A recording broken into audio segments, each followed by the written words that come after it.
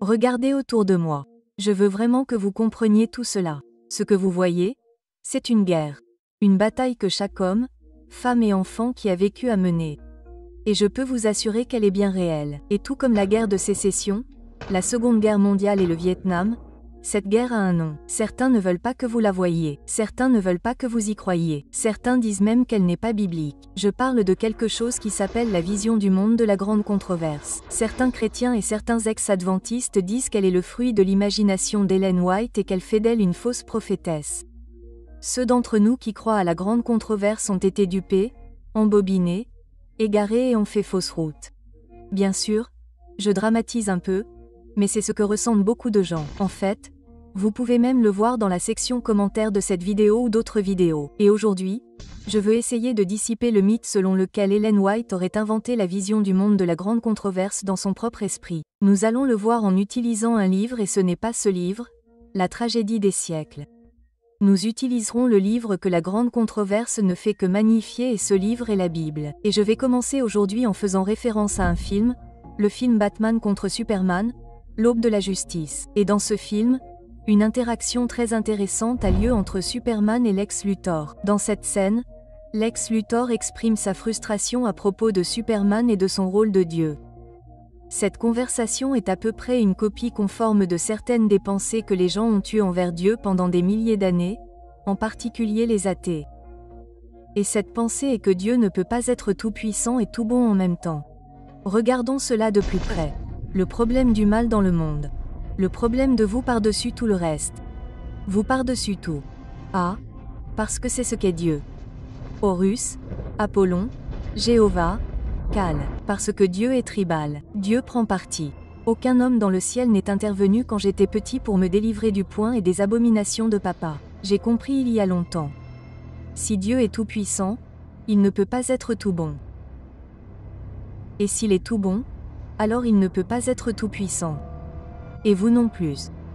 Les adventistes du 7e jour ont identifié cet état d'esprit et cette attitude envers Dieu comme quelque chose appelé la grande controverse. Et nous enseignons cette vision du monde depuis plus de 100 ans. À notre avis, cette vision du monde répond à de nombreuses questions posées par les athées, les agnostiques et les personnes d'autres confessions et religions, y compris de nombreux chrétiens.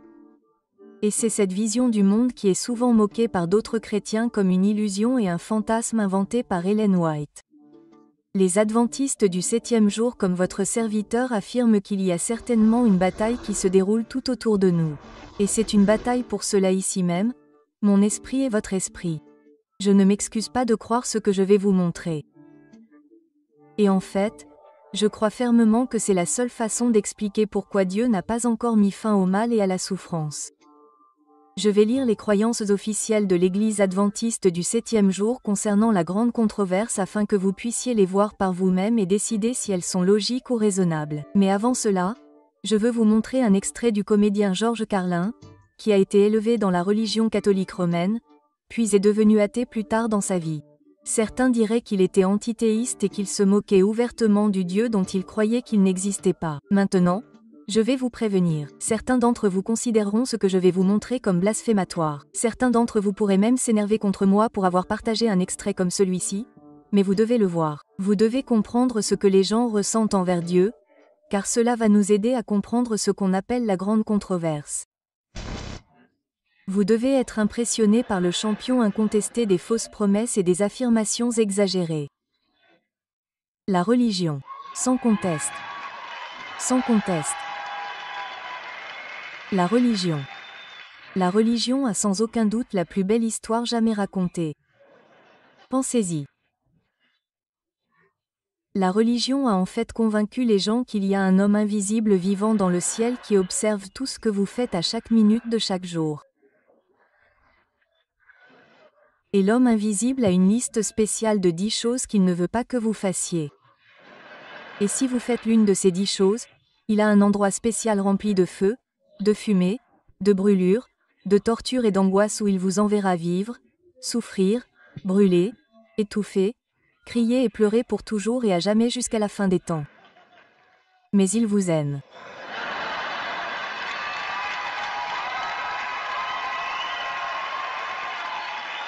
Il vous aime. Il vous aime et il a besoin d'argent. Très bien. Je comprends. Je sens déjà que certains d'entre vous sont peut-être assez énervés contre moi en ce moment. Comment ose-t-il montrer un clip comme celui-là se moquant de Dieu? C'est parce que ce Dieu n'existe pas. Il n'existe pas de Dieu qui veuille de votre argent, qui ne se soucie que de 10 règles et que si vous ne les suivez pas, il va vous brûler et vous torturer pour toujours. Mais qui vous aime? L'idée d'un Dieu qui vous aime et qui pourtant vous brûlerait pour toujours est ridicule. Et c'est pour ça que ces gens rient comme ça, parce que ce concept est hilarant et n'a aucun sens. Et pourtant, c'est exactement le genre de Dieu qu'enseigne la majorité du monde chrétien, y compris de nombreux catholiques et protestants. C'est le genre de Dieu qui est présenté au monde. Un Dieu qui torture éternellement. Ce sont de fausses doctrines comme un enfer brûlant éternellement qui déforment le caractère de Dieu qui ont joué un rôle énorme dans la création de l'animosité contre Dieu et la création de nombreux athées que nous voyons dans le monde aujourd'hui. Il est vrai que ceux qui rejettent le sacrifice du Christ et son amour seront punis pour leurs péchés. Mais la Bible n'enseigne pas que la souffrance sera éternelle. La Bible enseigne que le péché et les pécheurs seront brûlés, pour ne plus jamais exister. Mais c'est un sujet pour un autre jour. Aujourd'hui, il s'agit du grand conflit. Voyons donc ce qui est vrai, ce qui est plus raisonnable, ce qui est plus logique, qu'il y a une grande guerre entre le Christ et Satan, et que Dieu attend que l'humanité prenne une décision sur qui il est afin de mettre fin au péché et à la souffrance, ou une autre option. Aujourd'hui, nous allons le faire en mettant temporairement de côté le livre La tragédie des siècles. Je ne vais pas jeter ce livre parce que je pense qu'il est très spécial, mais ce que je vais faire, c'est montrer qu'Ellen White n'a pas inventé de toutes pièces la vision du monde de la tragédie des siècles. Elle est présente dans toutes les Écritures et vous le verrez par vous-même, rien qu'en lisant la Bible, sans aucune citation de l'esprit de prophétie. Commençons donc par lire la croyance officielle des Adventistes du 7e jour sur la tragédie des siècles. Il est écrit: toute l'humanité est maintenant impliquée dans une grande controverse entre le Christ et Satan concernant le caractère de Dieu, sa loi et sa souveraineté sur l'univers. Ce conflit a pris naissance dans le ciel lorsqu'un être créé doté de la liberté de choix dans l'auto-exaltation est devenu Satan, l'adversaire de Dieu, et a conduit à la rébellion une partie des anges. Il a introduit l'esprit de rébellion dans ce monde lorsqu'il a conduit Adam et Ève au péché. Ce péché humain a entraîné la distorsion de l'image de Dieu dans l'humanité, le désordre du monde créé et sa dévastation finale au moment du déluge mondial tel que présenté dans le récit historique de Genèse 1 à 11. Observé par toute la création, ce monde est devenu l'arène du conflit universel dont le Dieu d'amour sera finalement justifié. Pour aider son peuple dans cette controverse, le Christ envoie le Saint-Esprit et les anges loyaux pour les guider, les protéger et les soutenir sur la voie du salut. C'est donc la croyance fondamentale numéro 8 de l'Église adventiste du 7e jour. Et c'est la vision du monde de la grande controverse dans un monde. En bref. Et c'est à vous de décider si vous pensez que c'est biblique ou non. J'en suis convaincu, mais vous devez prendre votre propre décision. Voyons donc les principes de cette vision du monde. Premièrement, il y a une controverse entre le Christ et Satan concernant le caractère de Dieu, sa loi et sa souveraineté sur l'univers. Deuxièmement, la controverse a commencé au ciel. Troisièmement, Satan a voulu s'exalter et il a conduit de nombreux anges à se rebeller contre Dieu. Quatrièmement, Satan a introduit la guerre sur cette terre et a trompé l'humanité pour qu'elle se rebelle contre Dieu. Cinquièmement, l'image de Dieu a été déformée dans l'humanité. Sixièmement, la controverse est observée par toute la création et cette terre est désormais devenue le centre de la guerre. Septièmement, Dieu sera finalement justifié aux yeux de tous, bons et mauvais. Aujourd'hui, nous allons mettre ces points à l'épreuve. Nous allons voir si c'est biblique et décider si nous devons le garder ou si nous devons nous joindre à ceux qui s'en moquent et le rejeter. Les gens se posent des questions sur Dieu et son caractère, et il y a une explication claire à cela. Satan a promu une fausse image de Dieu sur cette terre pendant des milliers d'années, et toute l'humanité s'est rebellée contre Dieu à un moment donné. Vous pouvez le voir dans Romains chapitre 8 qui parle de l'esprit charnel qui est en inimitié avec Dieu, ce qui signifie qu'il déteste Dieu. C'est de cela qu'il s'agit dans le grand conflit. C'est une guerre entre deux adversaires, une guerre entre deux idées sur le caractère de Dieu. En fait, Le nom Satan est simplement ce qu'on appelle une translittération du mot hébreu pour adversaire, Satan. Donc quand on dit Satan ou Satan, on dit en fait adversaire. Et clairement, s'il y a un adversaire, alors il doit y avoir une partie adverse et il doit y avoir une sorte de combat ou de guerre. Et c'est exactement l'histoire que la Bible présente dans le livre de l'Apocalypse. Nous avons une image de la guerre au chapitre 12 qui dit « Et une guerre éclata dans le ciel. Michel et ses anges combattirent contre le dragon. Et le dragon et ses anges combattirent, mais ils ne furent pas les plus forts, et il ne fut plus trouvé de place pour eux dans le ciel. Alors fut précipité le grand dragon, le serpent ancien, appelé le diable et Satan, celui qui séduit toute la terre, il fut précipité sur la terre, et ses anges furent précipités avec lui. » Ce verset nous montre clairement qu'il y eut une guerre dans le ciel entre le Christ et Satan. Et cette guerre impliquait d'autres êtres que les humains. Selon les versets, cette guerre incluait la tromperie et, par conséquent, Satan et ses anges furent précipités du ciel. Alors, de quel genre de guerre s'agissait-il? Était-ce une guerre physique avec des épées ou des sabres laser? Eh bien, le mot grec pour guerre peut nous donner un indice. Et ce mot est polyamos. Il signifie une guerre, un combat, une bataille, une dispute, une querelle, ou oserais-je dire, une controverse. Cette guerre est une guerre d'idées. C'est une guerre d'opinion sur Dieu. Cette animosité contre Dieu a commencé avec Satan, et nous pouvons le savoir par les paroles rapportées de Satan dans la Bible. Il n'y a que 2 fois dans la Bible où nous entendons directement Satan parler de Dieu et de quoi il s'agit. Il pense à Dieu. L'une se trouve dans le jardin d'Éden et l'autre dans le livre de Job. Commençons par examiner le livre de Job, où il est écrit « Or, il y eut un jour où les fils de Dieu vinrent se présenter devant l'Éternel, et Satan vint aussi au milieu d'eux. » L'audace. Satan, qui a été chassé du ciel, entend parler d'une réunion et a le culot de s'y présenter. C'est comme si quelqu'un était licencié de son travail et se présentait à la réunion suivante du conseil d'administration. C'est une chose audacieuse qui se passe ici. Mais voilà le truc. Dieu laisse Satan entrer dans la réunion. Et non seulement cela, mais il le laisse parler. Et l'interaction se déroule comme suit. Et l'Éternel dit à Satan, « D'où viens-tu » Satan répondit à l'Éternel, « De parcourir la terre et de m'y promener. » L'Éternel dit à Satan, « As-tu remarqué mon serviteur Job?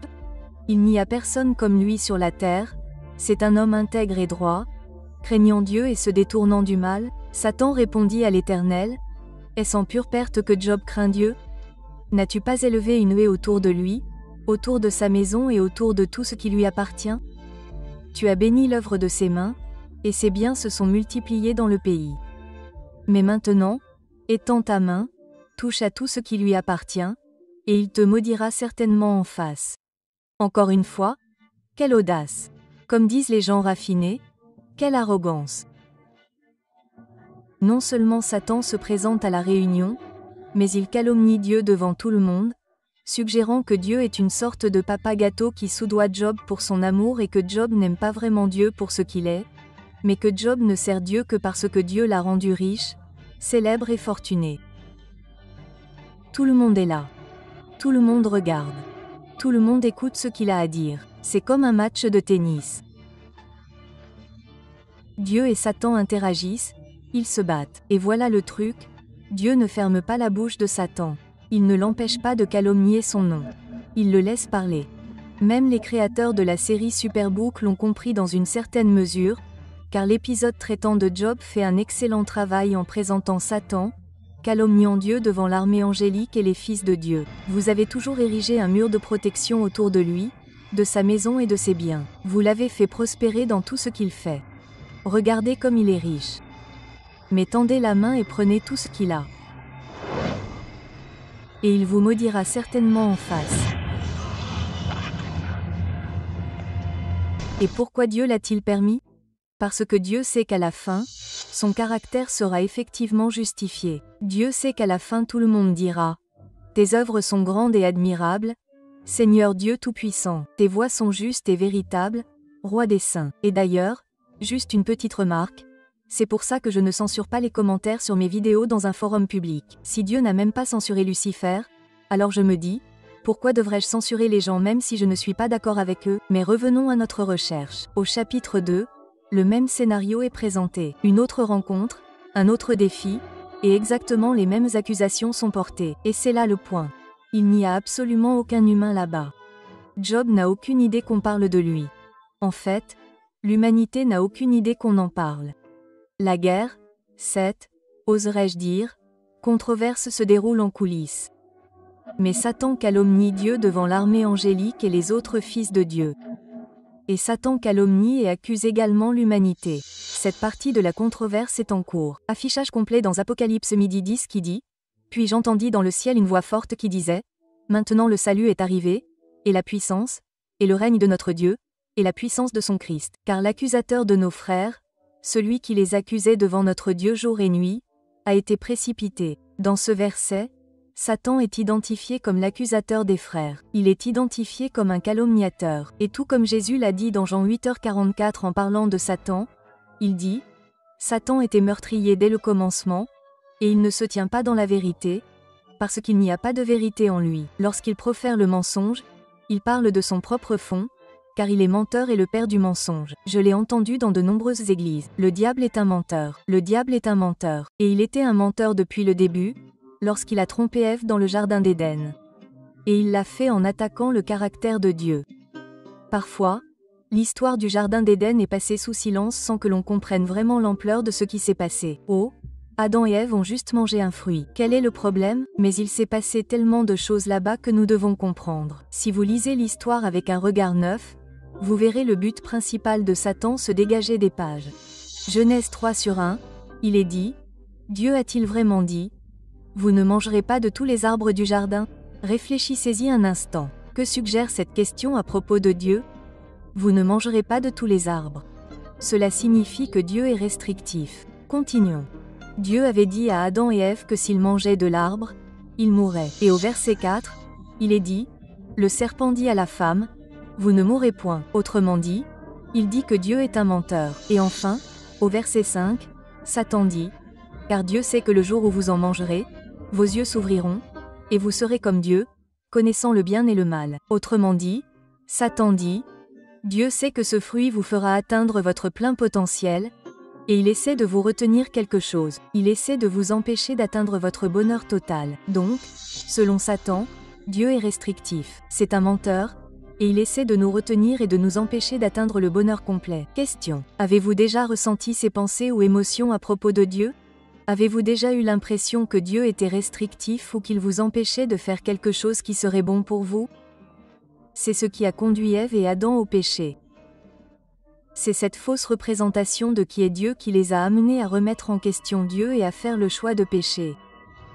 Cette incompréhension du caractère de Dieu est à la racine de tout péché. Et pour que le péché soit traité éternellement, ces pensées doivent être traitées. Et voilà, mesdames et messieurs, la grande controverse en un mot. C'est pourquoi nous sommes toujours là, car chacun d'entre nous est encore en train de décider qui est vraiment ce Dieu. Ellen White n'a pas inventé cela. L'Église adventiste n'a pas inventé cela. C'est partout dans les Écritures.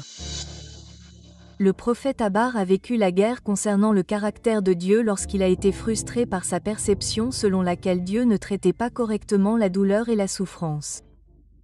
Comme il l'a dit, « Ô Seigneur, jusqu'à quand crierai-je et tu ne m'écouteras pas?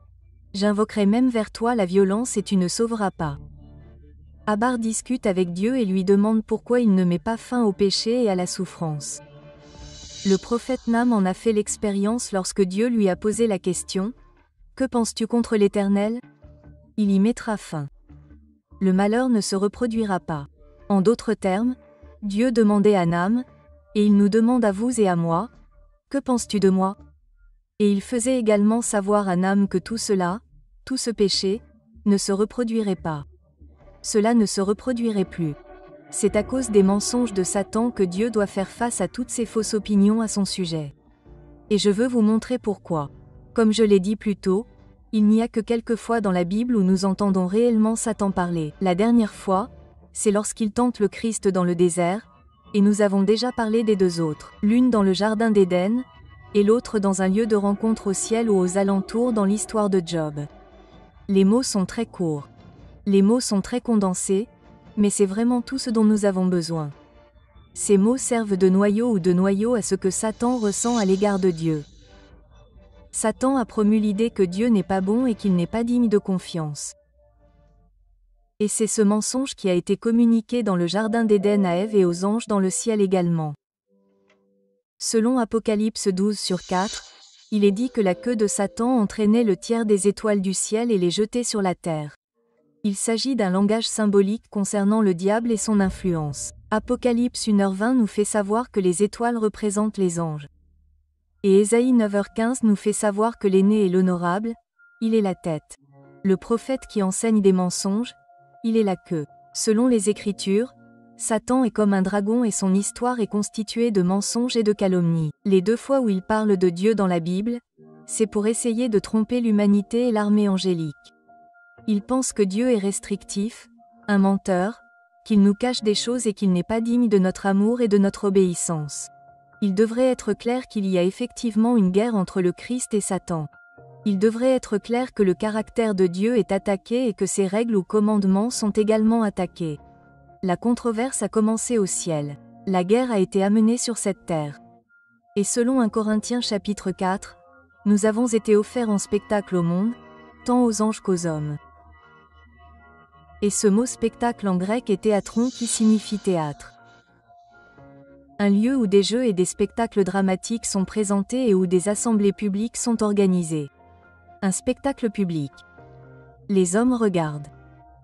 L'univers regarde et nous décidons qui est Dieu. À mon humble avis, je crois que nous avons vu tous les principes de cette croyance adventiste du 7e jour exposés dans les Écritures. Cependant, il ne s'agit pas seulement d'une doctrine en laquelle croient les adventistes du 7e jour. Et si un adventiste du 7e jour l'a partagé comme ça, alors je suis désolé que vous l'ayez entendu de cette façon, car il y a des chats plus gros à fouetter qu'une simple liste de doctrines. Il s'agit de Dieu et de son caractère. Il s'agit du Christ et de son amour pour l'humanité. Et toutes nos doctrines devraient être présentées à travers ce prisme.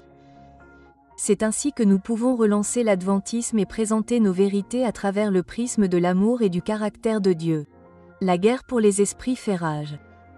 Les gens décident et une fois que tout le monde aura décidé, Dieu mettra fin à cette controverse. Et contrairement à la croyance populaire, c'est effectivement une grande controverse. Et je n'ai aucun remords à avoir cette vision du monde. Si vous souhaitez approfondir un peu plus ce sujet, regardez notre vidéo intitulée « Pourquoi Dieu n'a-t-il pas détruit Satan ?» et une autre intitulée « Pourquoi veut-il tuer Dieu ?» afin d'avoir un aperçu plus approfondi de cette controverse et de la manière dont Satan promeut les principes de la grande controverse. Et si vous souhaitez soutenir ce ministère, n'oubliez pas de partager, de commenter et de vous abonner pour faire connaître ces pistes numériques au plus grand nombre de personnes possible. Je prie pour que vous puissiez voir la véritable nature aimante de Dieu et choisir le bon camp dans la controverse entre le Christ et Satan. J'espère vous revoir. Que Dieu vous bénisse.